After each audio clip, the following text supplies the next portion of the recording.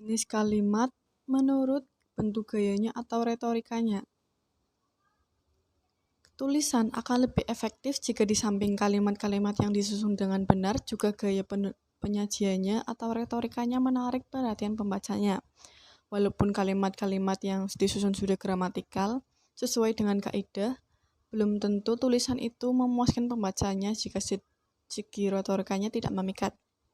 Kalimat akan membosankan pembacanya jika selalu disusun dengan konstruksi yang monoton dan tidak bervariasi. Nah, jenis kalimat menurut bentuk gayanya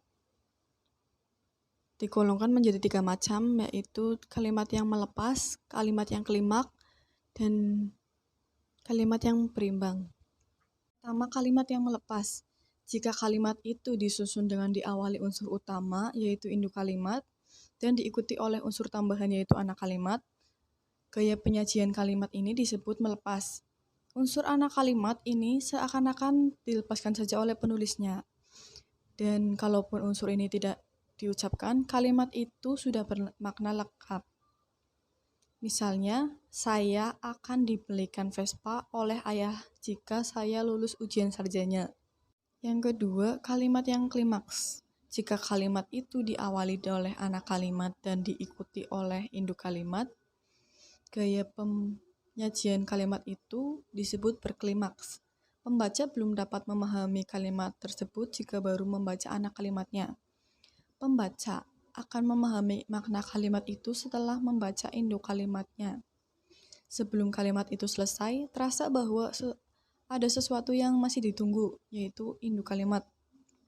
Oleh karena itu, penyajian kalimat yang konstruksinya anak induk terasa berklimaks dan terasa membentuk ketegangan. Contohnya, karena sulit kendaraan, ia datang terlambat ke kantornya. Yang ketiga, kalimat yang berimbang. Jika kalimat itu disusun dalam bentuk majemuk, setara, atau majemuk campuran, gaya penyajian kalimat itu disebut berimbang karena strukturnya memperlihatkan kesejajaran yang sejalan dan dituangkan ke dalam bangun kalimat yang bersimetri. Contohnya, bursa saham tampaknya semakin bergairah, investor asing dan domestik berlomba melakukan transaksi, dan IHSG naik tajam. Jenis kalimat menurut fungsinya. Menurut fungsinya, jenis kalimat dapat dirinci menjadi kalimat pernyataan, kalimat pertanyaan, kalimat perintah, dan kalimat seruan. Yang pertama, kalimat pernyataan atau deklaratif. Kalimat pernyataan dipakai jika penutur ingin menyatakan sesuatu dengan lengkap pada waktu ia ingin menyampaikan informasi kepada lawan bahasanya. Pertanyaan atau interrogatif. Kalimat pertanyaan dipakai jika penutur ingin memperoleh informasi atau reaksi jawaban yang diharapkan. Pertanyaan sering menggunakan kata tanya seperti bagaimana, di mana, mengapa, berapa, dan kapan. Yang ketiga, kalimat perintah dan permintaan atau imperatif. Kalimat perintah dipakai jika penutur ingin menyuruh atau melarang orang berbuat sesuatu. Yang keempat, kalimat seruan. Kalimat seruan dipakai jika penutur ingin mengungkapkan perasaan yang kuat atau yang mendadak. Jenis kalimat menurut pengucapannya. Menurut pengucapannya, kalimat dibagi menjadi kalimat langsung dan kalimat tak langsung. Kalimat langsung ialah kalimat yang secara cermat menirukan suara orang lain. Cirinya adalah 2 tanda petik. Kalimat langsung tak hanya berupa kalimat pernyataan, tapi juga dapat berupa kalimat perintah dan kalimat tanya. Dan kalimat tak langsung ialah kalimat yang mengalami perubahan dari kalimat langsung yang menggunakan tanda petik ke bentuk berita yang tidak menggunakan tanda petik. Jenis kalimat berdasarkan jumlah frasa atau struktur gramatikalnya. Dibagi menjadi kalimat tunggal dan kalimat majemuk. Kalimat tunggal ialah kalimat yang hanya memiliki satu pola atau klausa. yang terdiri dari subjek dan predikat. Kalimat tunggal merupakan kalimat yang paling sederhana. Kalimat tunggal terdiri dari dua jenis, yaitu kalimat nominal yang pola predikatnya menggunakan kata benda, dan kalimat verbal yang menggunakan kata kerja sebagai predikatnya. Kalimat majemuk. Kalimat majemuk merupakan kalimat yang terdiri dari dua atau lebih kalimat tunggal yang saling berhubungan baik secara koordinasi maupun subordinasi. Kalimat majemuk dibedakan menjadi 3 jenis, yaitu kalimat majemuk setara, bertingkat, dan campuran. Kalimat majemuk setara adalah kalimat yang terdiri dari dua atau lebih kalimat tunggal, dan kedudukan setiap kalimat tunggal adalah setara. Kalimat majemuk setara dapat dikelompokkan dalam beberapa bagian, yaitu yang pertama, kalimat majemuk setara penggabungan. Ialah jenis kalimat yang dapat diidentifikasi dengan adanya kalimat yang dihubungkan dengan kata dan, serta. Yang kedua, kalimat majemuk setara pertentangan. Ialah jenis kalimat majemuk yang dihubungkan dengan kata tetapi, sedangkan, melainkan, namun. Yang ketiga, kalimat majemuk setara pemilihan. Ialah jenis kalimat majemuk yang di dalam kalimatnya dihubungkan dengan kata atau. Yang keempat, kalimat majemuk setara penguatan. Ialah jenis kalimat yang mengalami penguatan dengan menambahkan kata bahkan. Yang selanjutnya, kalimat majemuk bertingkat. Ialah penggabungan dua kalimat atau lebih kalimat tunggal yang kedudukannya berbeda.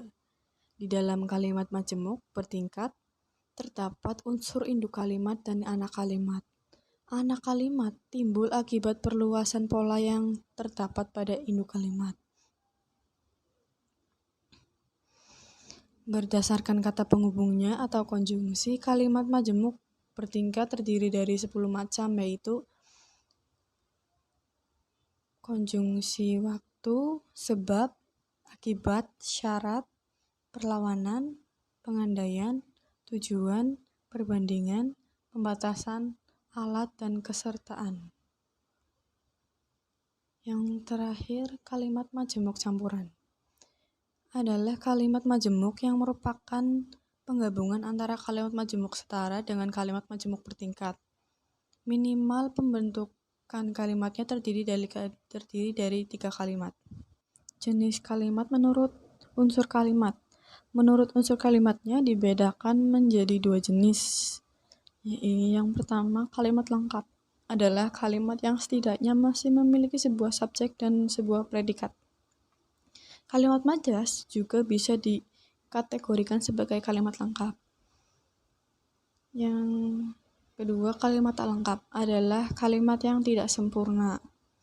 Kalimat dengan bentuk tidak sempurna kadang hanya berupa sebuah subjek saja atau sebuah predikat. Bahkan ada yang hanya berupa objek saja atau keterangannya saja. Kalimat tidak lengkap ini sering dipakai untuk kalimat semboyan, salam, perintah, pertanyaan, ajakan, jawaban, seruan, larangan, sapaan, dan kekaguman. Jenis kalimat menurut pola subjek predikat. Menurut subjek dan predikatnya dibagi menjadi 2 jenis, yaitu kalimat inversi dan kalimat versi. Kalimat inversi dicirikan dengan adanya kata predikat yang didahului kata subjek. Kalimat versi biasanya dipakai untuk penekanan atau ketegasan makna. Kata yang pertama kali muncul pada kalimat versi merupakan tolak ukur yang akan mempengaruhi makna kalimat. Bahkan kata itu pula yang akan menimbulkan suatu kesan pada pendengarnya. Kalimat versi.